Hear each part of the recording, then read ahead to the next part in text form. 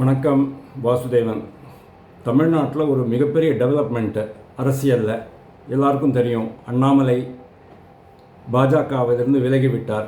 நான் சொல்லியிருந்தேன் பாஜகவிலிருந்து விலக மாட்டார்னுட்டு. But at the same time அவர் விலகிவிட்டார் அப்படிங்கிறது தான் உண்மை. அதை வச்சுட்டு தான் நம்ம அடுத்தது என்ன அப்படிங்கிறத பற்றி யோசிக்கலாம். அதை பற்றி தான் இந்த வீடியோ. இது பாஜகவுக்கு நல்லதா, அண்ணாமலைக்கு நல்லதா, தமிழகத்திற்கு நல்லதா, பாரதத்திற்கு நல்லதா, இதெல்லாம் பற்றி நம்ம கொஞ்சம் பேசலாம்.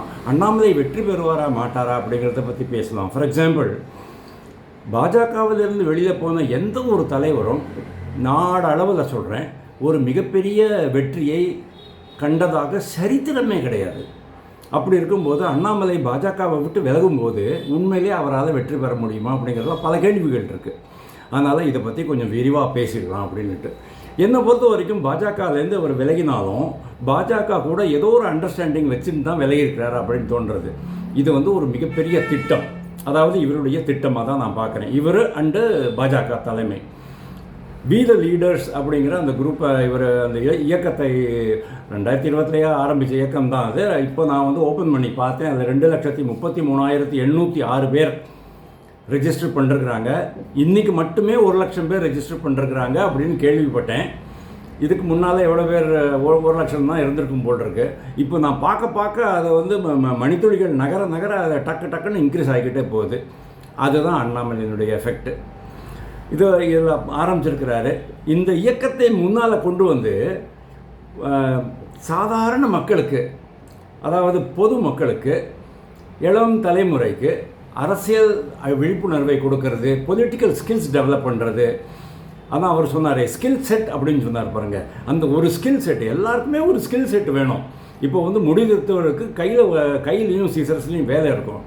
அதே மாதிரி ஒரு லேத் மிஷினில் ஒர்க் பண்ணுறவங்களுக்கு அது இருக்கும். கூடை முடையவர்களுக்கு ஒரு ஸ்கில் செட் இருக்கும். அதே மாதிரி மேனேஜ்மெண்ட்டில் இருக்கிறவங்களுக்கு ஒரு ஸ்கில் செட் இருக்கும். ட்ரபிள் ஷூட்டிங் பண்ணுவாங்க, பல ஸ்கில் செட்ஸ் எல்லாம் வச்சுருப்பாங்க. அது மாதிரி இவர் ஸ்கில் செட் டெவலப் பண்ணி ஒரு மிகப்பெரிய சமுதாயத்தை டெவலப் பண்ணணும் அப்படின்ட்டு ஒரு பார்க்குறாரு. அதுக்கு அவர் நம்ம வாழ்த்துக்கள் தெரிவிக்கலாம். இதெல்லாம் இதுக்கு அவருடைய அந்த ஐஐஎம்மில் அவர் படித்தார் இல்லையா, அந்த ஸ்கில்ஸ் எல்லாம் இதில் இறக்கிடுவார் அப்படிங்கிறத நம்ம பார்க்குறோம். அதனால் எவ்வளோ நாள் நீங்கள் போஸ்டர் விட்டுட்டு இருக்க போகிறீங்க, எவ்வளோ நாள் நீங்கள் 200 ரூபாய்க்கு கோஷம் போட்டுட்டு உட்காந்துருக்க போகிறீங்க, நீங்கள் எப்போ தலைவர் ஆக போகிறீங்க, நீங்கள் எப்போ பார்த்தாலும் தொண்டனாகவே இருக்க விரும்புகிறீங்களா? அந்த மாதிரியான ஒரு சாய்ஸ், அதாவது பொதுமக்களுக்கு, ஒவ்வொரு பாமர மனிதனுக்கும் நீ தொண்டனாக இருக்க வேண்டாம், நீ தலைவனாக இரு அப்படிங்கிற அந்த ஒரு இதை கொண்டு வராரு அண்ணாமலை.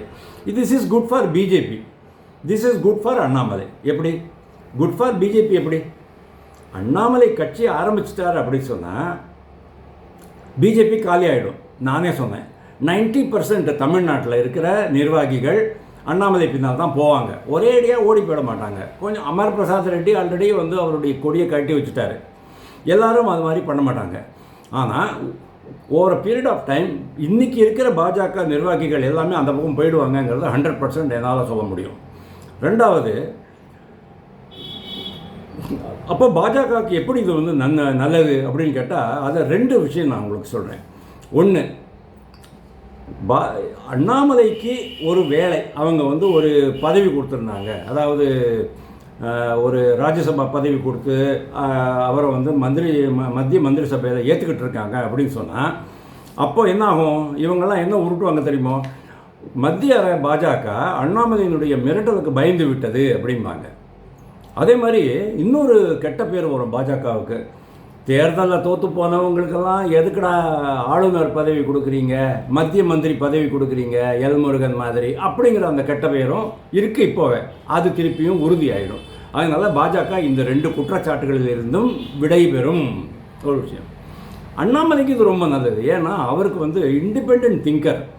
அவருக்கு செயல்பட்டு தான் பழக்கம். ஆணை எடுப்பார். தனக்கு மேலே ஒரு அத்தாரிட்டி இருக்குது, அதிகாரி இருக்கார் சொன்னால் அவருடைய ஆணைகளை எடுத்து செயல்படுவது தான் அவருக்கு கரெக்டு. ஆனால் இன்றைக்கி தமிழ்நாட்டில் இருக்கிற அரசியல் சூழ்நிலையில் தான் இண்டிபெண்ட்டாக இருக்கணும் அப்படிங்கிறது தான் அவர் ஆசைப்படுறாரு. அப்போது அவருக்கு ஒட்டு மொத்தமாக அந்த சுதந்திரம் கிடச்சி போயிடும். ரெண்டாவது, அவர் ஒரு ராஜ்யசபா உறுப்பினர் ஆகிறதுக்கு ரெடி ஆகிட்டார். ஆந்திரா மூலமாக அவர் ராஜ்யசபா எம்பி ஆகிட்டார். அவருக்கு ஒரு மந்திரி சபையில் ஒரு போஸ்டிங் கொடுத்துட்டாங்க அப்படின்னு சொன்னால் பதவி ஆசை அவருக்கு இருக்குது அப்படின்ட்டு இவங்கெல்லாம் உருட்ட ஆரம்பிப்பாங்க. இப்போ அது முடியாது. அதே மாதிரி பதவி ஆசையை காட்டி பாஜக அவரை தக்க வைத்து கொண்டது அப்படின்ட்டு உருட்டுவாங்க. இப்போ அதுவும் கிடையாது. இந்த மாதிரி பல விஷயங்களில் இது வந்து அண்ணாமலைக்கு ரொம்ப நல்லது அப்படின்னு நான் பார்க்குறேன். அண்ணாமலை வந்து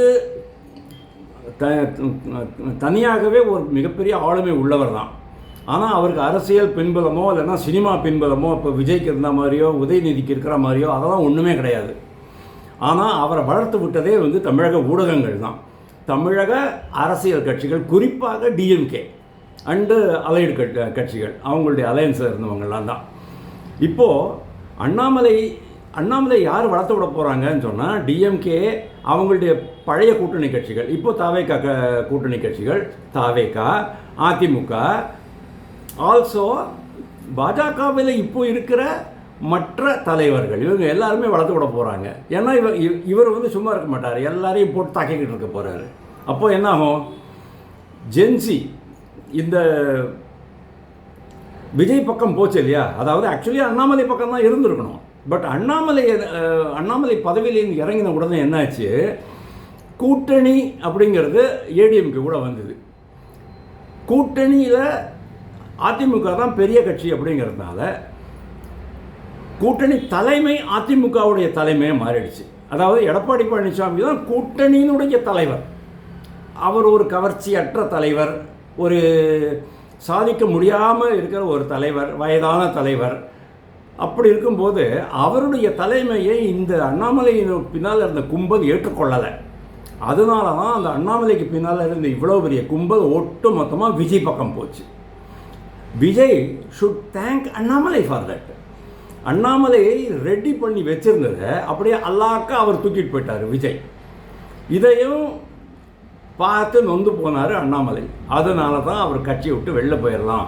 டிசம்பர்லேயே அவருக்கு தெரிஞ்சு போச்சு, நம்மளுடைய ஆதரவாளர்கள்லாம் நம்மளுக்கு வாக்களிக்க போகிறதில்ல, விஜய் பின்னால் போகிறாங்கன்ட்டு அவருக்கு மட்டும்தான் தெரிஞ்சிருந்தது.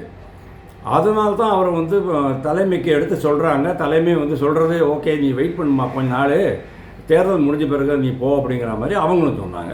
அதையும் அதுக்கு அவர் ஒத்துக்கிட்டார். இப்போது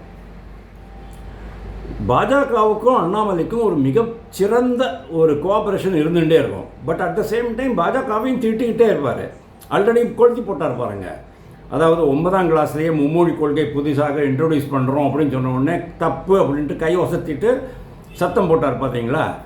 அதுதான் அண்ணாமலை. அண்ணாமலையை பின்னாலேருந்து இயக்கிறது பாஜக அப்படிங்கிற ஒரு குற்றச்சாட்டு வரும். அது உண்மைதானே? பாஜக ஏன் இதுக்கு முன்னால் ஏடிஎம்கேயே பாஜக தான் பின்னால் இருந்து இயக்கிது அப்படின்னு சொன்னாங்க. இப்போ அண்ணாமலையையும் பாஜக தான் இயக்குகிறது அப்படின்றாங்க. ஆனால் அதனால தான் ஒரு மிகப்பெரிய பாதிப்பு இன்னுமே ஏற்பட போகிறதில்ல. ஏன்னா அண்ணாமலை தனியாக போயிட்டார். தான் என் வழி தனி வழி அப்படிங்கிற மாதிரி அவர் இருக்கும்போது இந்த குற்றச்சாட்டு கூட இதுவுமே ஒட்டிக்காது அப்படிங்கிறது தான் என்னுடைய பாயிண்ட்டு. ஜென்சி விஜய் பின்னால் போனது அண்ணாமலை பக்கம் திரும்பி வருமோ? வரும். ஏன் அப்படின்னா சினிமா கவர்ச்சிங்கிறது ரொம்ப நாள் இருக்காது. இந்த அரசு மிகப்பெரிய தப்புகள் செய்ய ஆரம்பிக்கும். ஏன்னா இதுக்கும் டிஎம்கேக்கும் எந்த வித்தியாசமும் இன்றைக்கி வரைக்கும் இல்லை. ஏதோ ஒரு 2 இடத்துல 3 இடத்துல அவங்க வந்து நடவடிக்கைகள் எடுத்துட்டாங்களே சொல்லிட்டு நீங்கள் சந்தோஷப்படாதீங்க, அதெல்லாம் பொய். இவங்க அதே பாதையில் தான் பயணிக்க போகிறார்கள். அப்போது அண்ணாமலை அங்கே தான் உள்ளே வருவார். உதயநிதியால் ஒரு எஃபெக்டிவ் ஆப்போசிஷன் லீடராக இருக்க முடியாது, அதிமுகவும் கிடையாது. அப்படிங்கும்போது இவர் என்ன பண்ணுவார்? சைலண்ட்டாக ஒரு மிகப்பெரிய சமுதாயத்தை உருவாக்கி, இளைஞர் பட்டாளத்தை உருவாக்கி ரெடியாக வச்சுக்கிட்டு இருப்பார். அவங்க தான் உள்ளே வரப்போகிறாங்க. எப்போ வருவாங்க? 2 வருஷம் கழித்து வருவாங்க. மேபி 2029 மே மாதம் மக்களவை தேர்தல் இருக்குதுன்னு சொன்னால் அதுக்கு முன்னால் அவர் சொல்லிட்டாரு, எல்லா தேர்தலையும் நாங்கள் போட்டி போட போகிறோம் அப்படின்னு அவர் சொல்லியிருக்கிறாரு.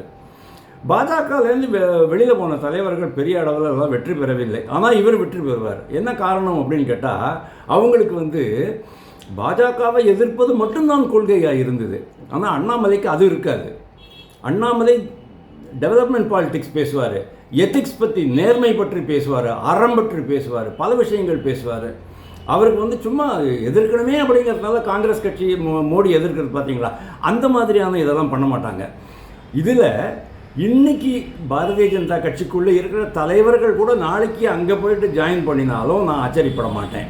ஆனால் இன்றைக்கி லெவலில் டிஎம்கே, ஏடிஎம்கே, டிவிகே, பாரதிய ஜனதா கட்சி தமிழ்நாடு பொறுத்த வரைக்கும் இவங்கெல்லாம் என்ன யோசிச்சுக்கிட்டு இருப்பாங்க அப்படின்னா, அவர் ஏதோ கட்சி ஆரம்பிக்கிறாராம், இயக்கம் ஆரம்பிக்க போகிறாராம், கட்சி ஆரம்பிக்கும் போது பார்த்துக்கலாமே அப்படின்னு இருப்பாங்க. அவங்களுடைய நிலைமை என்ன தெரியுமா? ஆமை மாதிரி, ஆமை, டார்டாய்ஸ். கிருபானந்த வாரியார் ஒரு கதை சொல்லுவார் சார். ஆமை மேலேருந்து அடித்தா சாவாது, புரட்டி போட்டு அடித்தா செத்து போயிடும். ஆனால் புரட்டி போட்டு நீங்கள் அடிச்சிங்கன்னு சொன்னால் அதனுடைய மாமிசத்தை சாப்பிட முடியாது, செதஞ்சு போயிடும். ஆமையை கொள்றதுக்கு என்னென்னா பெஸ்ட்டு வழி அப்படின்னா, ஒரு பெரிய அண்டாவில் தண்ணீர் ரொப்பு, அதுக்குள்ளே ஆமையை போடு. ஆமை சுகமாக இருக்கும். ஆஹா, எவ்வளோ சுகமாக இருக்குது இந்த தண்ணி, குளிர் குளிர் குழு குழுன்னு இருக்குது அப்படின்ட்டு அதை நீந்திக்கிட்டு இருக்கும். கீழே நெருப்பு மூட்டிடுவாங்க, கொஞ்சம் கொஞ்சமாக சுட ஆரம்பிக்கும். ஐயோ, இந்த குளத்துலேருந்து இந்த தண்ணியிலேருந்து எப்படா வெளில போகிறதுன்னு தெரியாமல் தவிக்கும். அதுதான் இன்றைக்கி அந்த ஆமையினுடைய கண்டிஷன் தான் இன்றைக்கி வந்து பாஜகவினுடைய மற்ற தலைவர்களுடைய அந்த எஸ்பெஷலி இந்த 4 பேரை சொல்கிறேன், இந்த கேங் ஆஃப் 4 அப்படின்னு நம்ம சொன்னோம்ல, அந்த கேங் ஆஃப் 4உடைய நிலைமை இன்றைக்கி அதுதான். இவங்களுடைய நிலைமை எப்படின்னு சொன்னால், இன்றைக்கி வந்து ஒரு பெரிய அண்டாக்குள்ளே தண்ணியில் இருக்கிற ஆமை மாதிரி நாளைக்கு சுடும். எப்போ அண்ணாமலை வந்து கட்சி ஆரம்பித்து ஒரே அடியாக ஒரு பெரிய வேவ் சுனாமி மாதிரி வந்து ஆட்சியை கைப்பற்றுவாரோ, அப்போது இவங்களுக்கு அந்த ஆமைப்பட்ட பாடு பட வேண்டியிருக்கும். அதுதான் இவங்களுடைய நிலை. அந்த நாள் 2031 இருக்கலாம் அப்படிங்கிறது என்னுடைய கருத்து. வீடியோவை முழுவதும் கேட்டதற்கு மிக்க நன்றி. தேங்க்யூ.